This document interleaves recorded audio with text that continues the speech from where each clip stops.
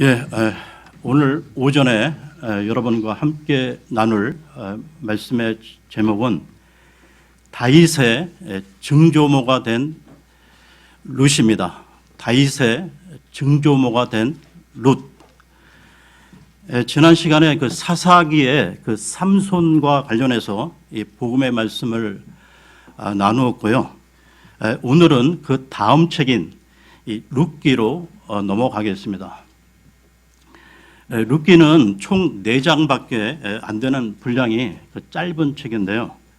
한편에 그 아름다운 이야기 형식으로 되어 있어 그래서 이 룻기를 한편의 문학, 그 단편 소설로 이야기하는 분들도 계실 정도입니다. 룻의 그 효행과 사랑은 그 베들레헴 그 들판의 그 아름다운 꽃처럼 오늘날 우리들에게도 많은 감동을 주고 있는데요. 오래전 제가 그 초등학교 때 그 이발소나 그 식당 그 벽에 걸려 있던 그 고풍스러운 그 그림들, 그러니까 이삭 줍는 그 여인들의 그 그림들을 종종 봤었는데요. 이 그림이 나중에 알게 됐지만은 그 그림이 그 프랑스의 그 유명 화가 그 밀레의 작품으로서 이 작품들이 그 룻기를 배경으로 하고 있다는 것입니다. 그런데 여러분, 이 룻기가 그 평온한 그 들녘에서 그 이삭 줍는 그 룻의 모습을 보여주고 또한 룻의 그 아름다운 그 효행을 보여주는 것은 사실이지만 그렇다고 해서 이 룻기는 우리에게 그 유대인의 그 결혼 풍습이나 효행 그리고 그 남편 잃은 그 여인들의 아픔 그리고 새로운 가정을 이루는 남녀 간의 그 단순한 사랑을 그리는 것이 목적이 아니라는 것입니다. 이 책의 목적에 대해서는 잠시 후에 다루기로 하고요. 여러분, 이 룻기는 사사기 다음에 배열되어 있는데 그 이유는 룻기서의 그 시대 배경이 사사 시대에 있었기 때문입니다. 그러면 이 룻기의 내용을 잘 모르시는 분들을 위해서요, 먼저 이 책의 내용에 대해 정리를 하고 가겠습니다. 먼저 말씀 한 부분을 보겠는데요. 룻기 1장 1절에서 2절까지 보겠습니다.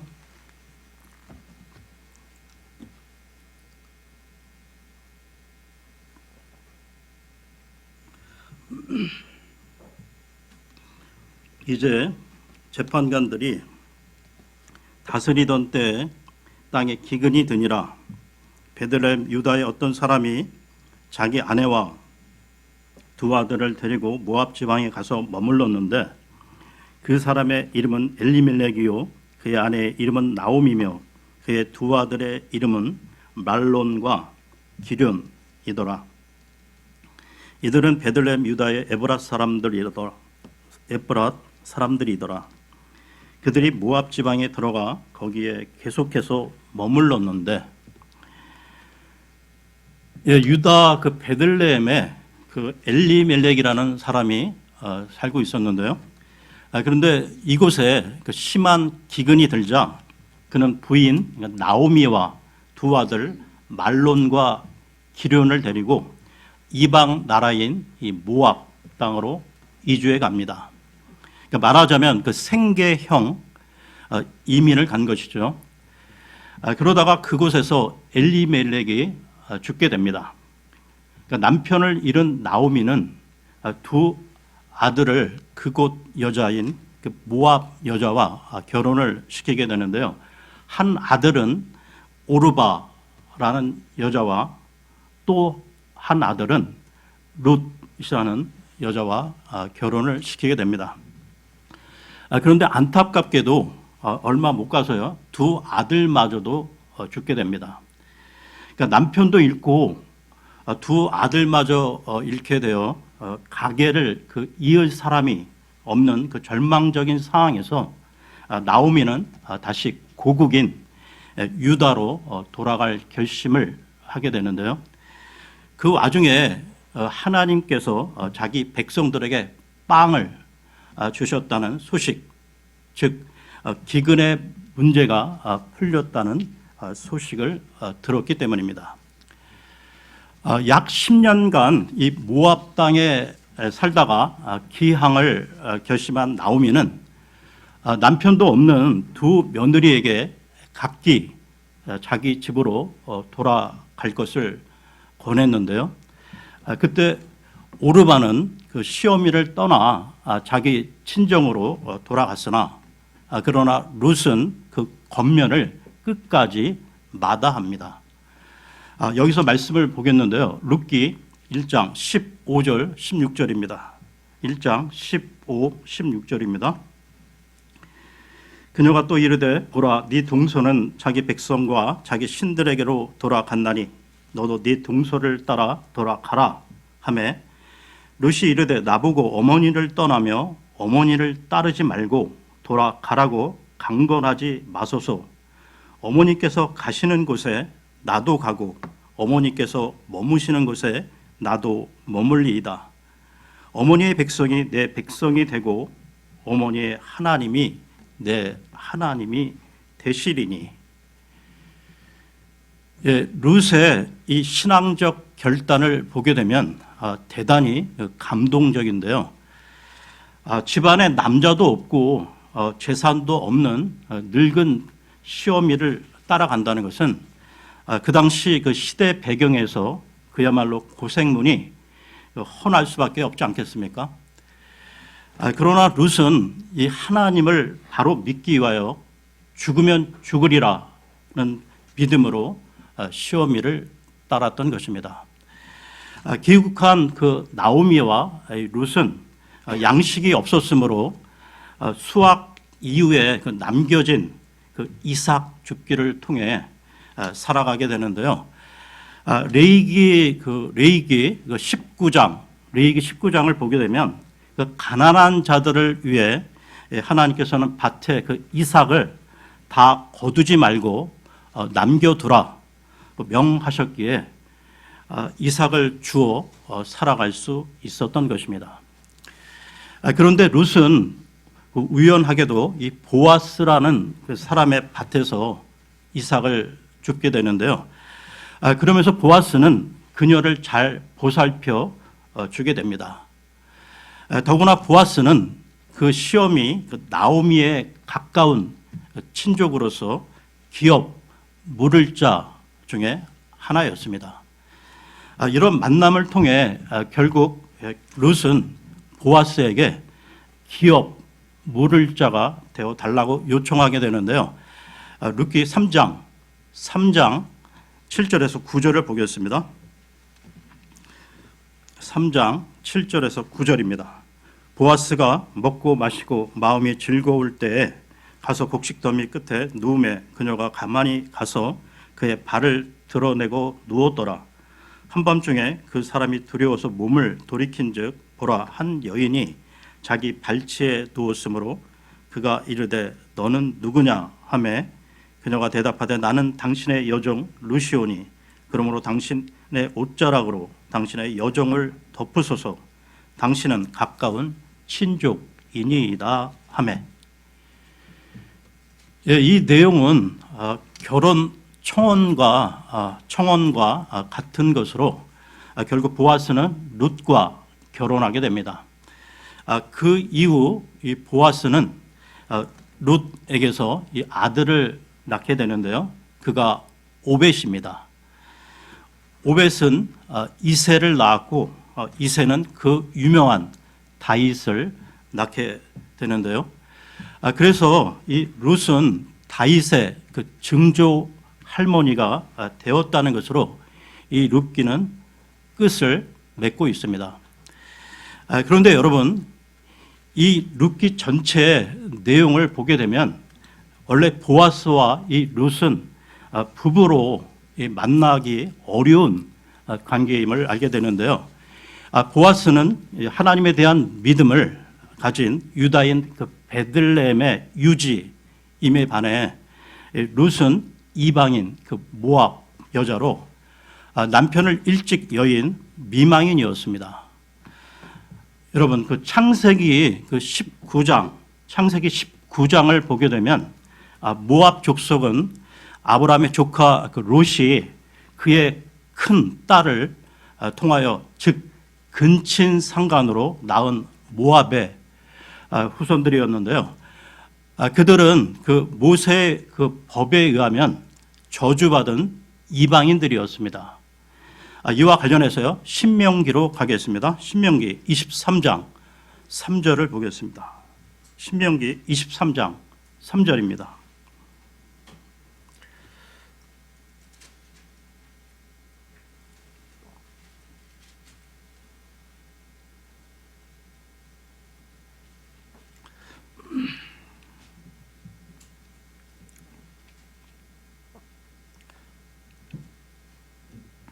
암몬 족속과 모압 족속은 그 주의 회중에 들어오지 못하리니 그들은 심지어 10대에 이르기까지 주의 회중에 영원히 들어오지 못하리라. 너희가 이집트에서 나올 때 그들이 빵과 물을 가지고 길에서 너희를 맞이하지 아니하고 메소포타미아의 부돌에서 부올의 아들 발람을 사서 너를 치고 저주하게 하려 하였느니라. 예, 그럼에도 불구하고 이 보아스는 이처럼 문제가 많은 모압 미방인인 룻과 결혼을 하여 아들까지 낳게 된 것이죠. 예, 오늘 우리가 살펴보고 있는 이 룻기에는 유대인의 그 가족 관계, 결혼 풍습, 추수의 모습들이 기록되어 있는데요. 그런데 우리는 이 책 속에서 중요한 가르침인 하나님의 구원의 역사를 보게 된다는 것입니다. 이 책 룻기에서 우리가 새롭게 주목해야 할 점은 세 가지인데요. 첫째는 이 책이 이방 여인인 룻의 이야기라는 것입니다.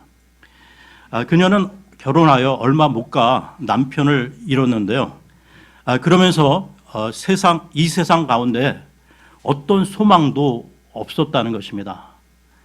그 와중에 그녀는 시어미를 따라 유대 땅 이 베들레헴으로 와서 이삭을 주우며 살아갔는데요. 이 부분을 돌이켜보면 고향집으로 되돌아가라는 시어미의 그 거듭된 당부에도 불구하고 룻은 점점 더 하나님에 대한 믿음과 의지가 있었음을 보게 됩니다. 이와 관련해서요, 룻기 1장 15절을 다시 보겠습니다. 룻기 1장 15절입니다.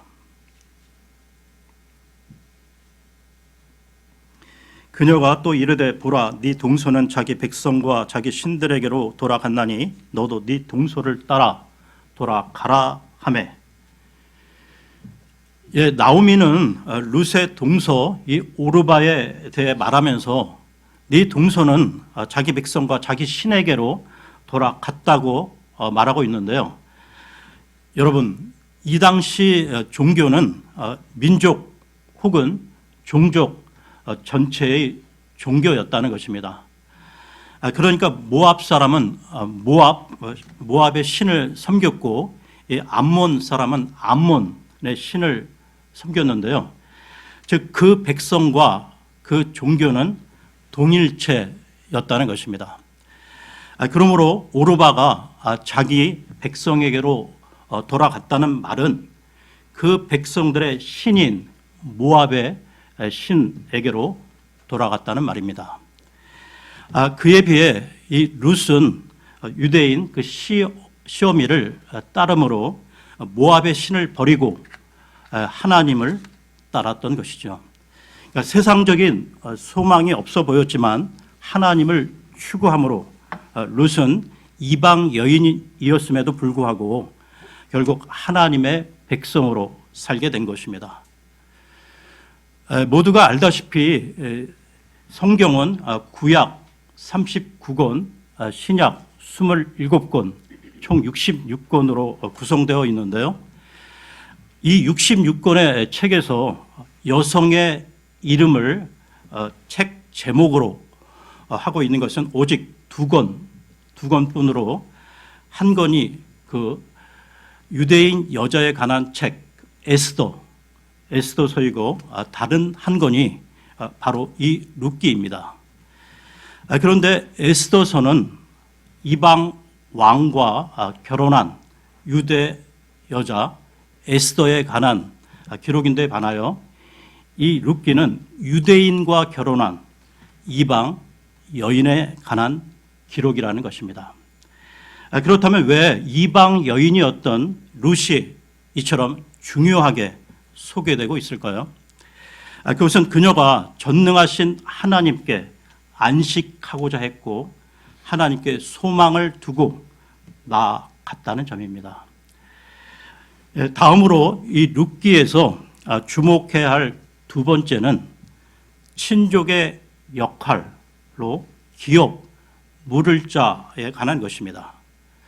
이와 관련해서요, 룻기 3장 12절에서 13절을 보겠습니다. 3장 12절에서 13절입니다.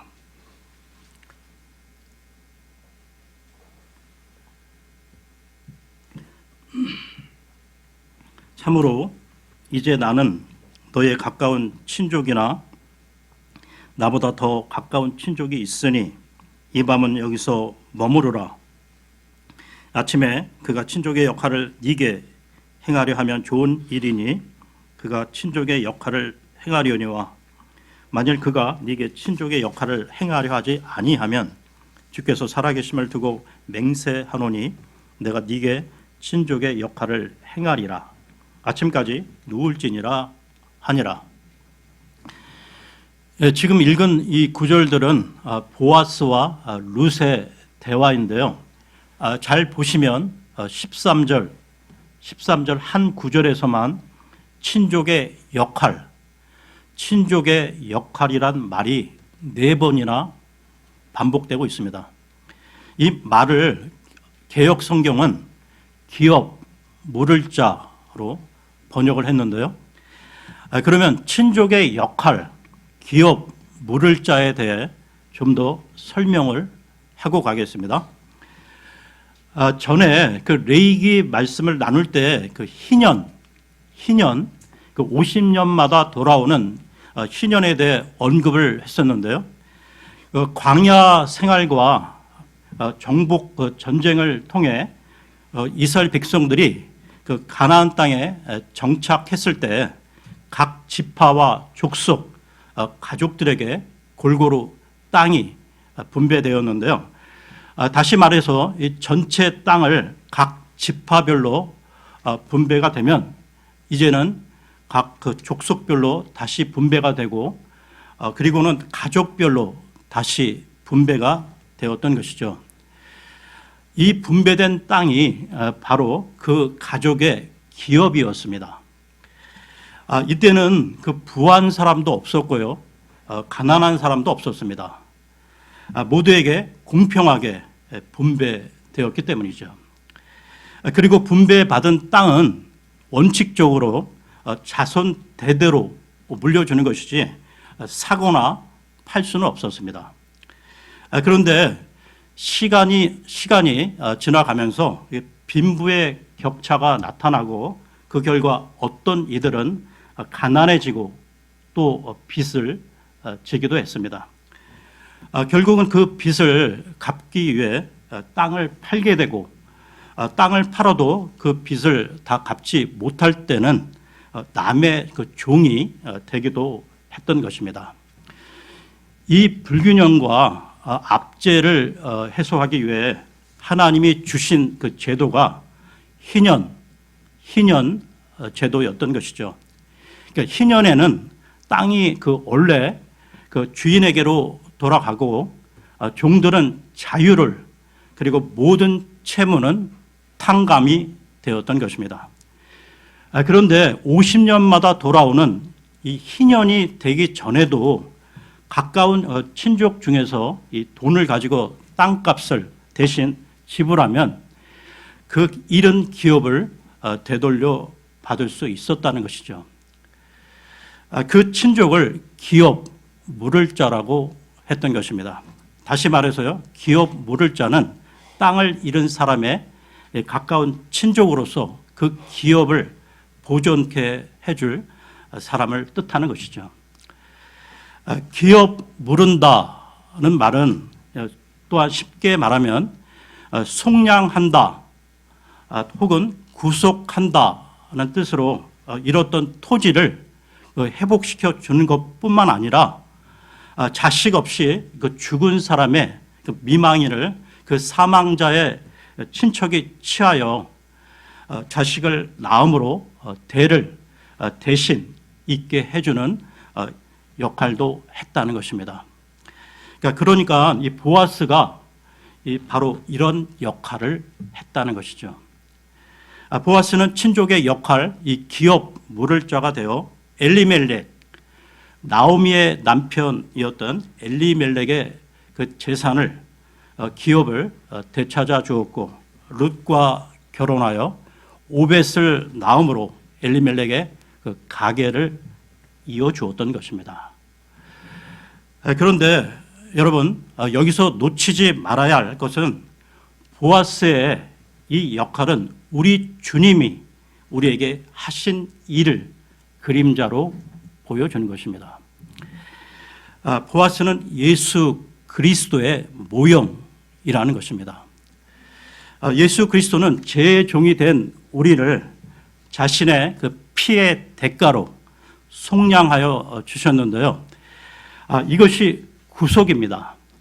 하나님은 사사시대 그 어려운 영적 쇠퇴의 그 시기에도 룻기를 통해 우리를 위한 구원의 역사를 보여주신 것이죠. 보아스를 만나기 전 엘리멜렉의 가문은 영원히 사라질 위협 앞에 놓여 있었습니다. 나오미와 룻은 대를 이을 아들이 없었고 모든 재산도 상실한 사람들이었으나 보아스가 룻과 결혼하여 모든 것을 회복시켜 준 것이죠. 이와 마찬가지로 우리의 구원자 되신 예수 그리스도는 우리가 상실한 것을 회복시켜 주시는 분이십니다. 그러니까 원래 원죄로 말미암아 저주 가운데 생명이 끊어지게 된 우리를 예수님은 십자가의 피의 대가를 지불하시고 우리를 사 주신 것입니다. 고린도 전서로 가겠습니다. 고린도 전서 6장 19, 20절을 보겠습니다. 고린도 전서 6장 19, 20절입니다.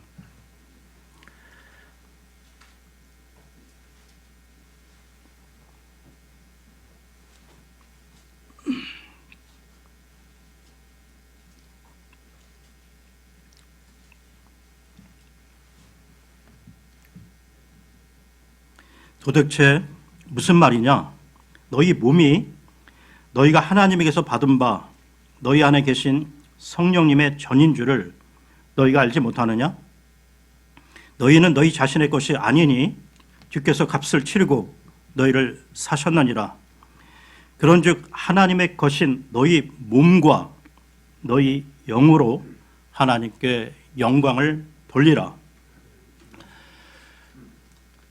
다음으로 룻기에서 우리가 주목해야 할 세 번째 사실은 이 책 마지막이 한 족보로 끝을 맺고 있다는 것입니다.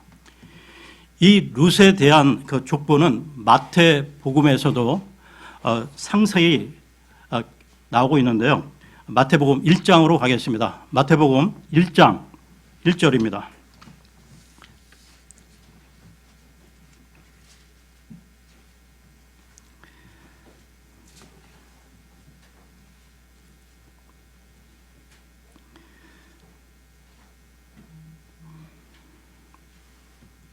아브라함의 자손이시요 다윗의 자손이신 예수 그리스도의 세대에 대한 책이라. 그 다음에 그 계속해서 아브라함부터 예수님에게 이르기까지의 그 긴 족보가 쭉 기록되어 있는데요. 계속해서 5절, 6절을 보겠습니다. 5절, 6절입니다. 살몬은 라합에게서 보아스를 낳고 보아스는 룻에게서 오벳을 낳고 오벳은 이새를 낳고 이새는 다윗 왕을 낳고 다윗 왕은 우리아의 아내였던 여자에게서 솔로몬을 낳고, 그 이후로 계속해서 낳고 하면서요. 16절을 보겠습니다. 야곱은 마리아의 남편 요셉을 낳았는데 마리아에게서 그리스도라 하는 예수님이 태어나시니라. 이처럼 이방 여인이었던 룻은 다윗의 조상이 되었고 또한 예수님의 족보에 들어가게 된 것입니다. 면면이 이어지는 구속사의 이 부분은 인간의 어떤 노력이나 행위가 아니라 전적으로 하나님의 긍휼과 은혜의 섭리라는 사실을 보여주고 있는 것이죠. 지난 시간에도 말씀을 드렸지만 룻이 살았던 이 사사 시대는 배교와 우상 숭배가 만연했던 시대였습니다. 그러니까 이스라엘 백성들은 이방신을 섬기며 하나님 없는 삶을 살아갔는데요. 그런데 이방인이었던 룻은 이스라엘 백성과는 달리 이방신을 버리고 드디어 하나님을 섬겼다는 것입니다. 하나님을 알지 못했던 이방인이 하나님의 백성이 된 것은 전적으로 하나님의 은혜이며 구원받은 우리들 또한 마찬가지라는 것이죠. 이 룻기에서 또 한 가지 주목할 부분은 이 룻기 내용의 주 무대가 유다 땅 베들레헴이었다는 것입니다. 이 베들레헴과 관련해서요, 미가서로 가겠습니다. 미가서는 요나서 다음에 있습니다. 미가서 5장 2절입니다.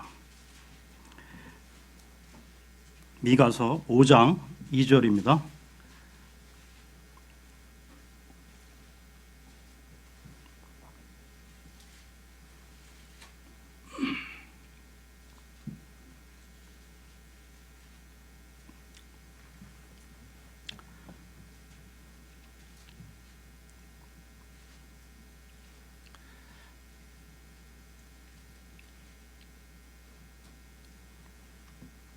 그러나 너 베들레헴 에브라다야, 네가 유다의 수천 가운데서 작을지라도 이스라엘에서 치리자가 될 자가 네게서 내게로 나아오리라. 그의 나아감은 옛적부터 있었으며 영원부터 있었느니라. 먼 훗날 다른 아기가 이곳에서 태어나게 되는데요. 그분은 바로 우리 예수님이십니다. 예수님은 룻과 보아스의 그 후손으로 오시면서요, 동시에 모든 믿는 자의 친족으로 오셨던 것입니다. 그러니까 우리의 구원을 위한 하나님의 섭리와 경륜은 이 얼마나 위대하신지요. 룻이 아무것도 바랄 수 없는 소망 가운데서도 끝까지 하나님을 바라보았듯이 우리들 또한 오직 주님을 끝까지 믿고 바라보아야 할 것입니다. 여러분, 설사 우리 앞에 우울한 현상 가운데 아무런 희망조차 보이지 않는다 하더라도 주님의 임재, 즉 주님과의 깊은 교제 속으로 말씀과 기도 가운데 들어가십시오. 오직 주님만이 우리의 피난처시요 우리를 회복시키신다는 것, 이것이 룻기가 오늘 우리들에게 알려주는 교훈인 것입니다. 룻기는 전체 4장밖에 되지 않기 때문에 시간 내서 한번 계속 읽어보시기 바랍니다. 전체 내용을 한번 읽어보시기 바랍니다. 오늘 여기까지 하겠습니다. 감사합니다.